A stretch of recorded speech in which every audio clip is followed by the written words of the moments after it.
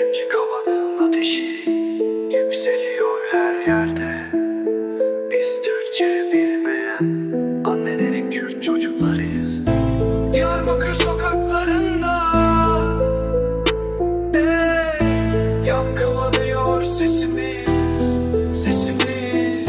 Şehrin her köşesinde yükseliyor ateşimiz. Geliyoruz lan, Ahmet'in çocukları burada. Sokaklar bizim elimizde, her gece çıkıyor isyan. Duvarlarda yazıyor gerçek, polis geldi biz kaçmıyoruz lan. Kardeşlerin yanında savaşta, her gün hayatta kalma kavgası. Bize adaletten bahsetme, biz gördük sistemin yargısını. Diyarbakır sokaklarında yankılanıyor sesimiz. Bu şehrin her köşesinde yükseliyor ateşimiz. Surları aştık çoktan biz, kimse durduramaz akışı. Kardeşlerim sokakta bekler, her köşede var nöbetçisi.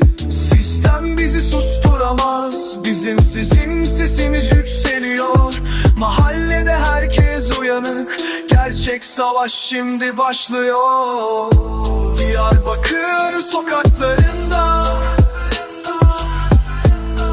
yankılanıyor sesimiz. Bu şehrin her köşesinde yükseliyor ateşimiz. Cihan Azadi. Yargısız Bela Production Beats.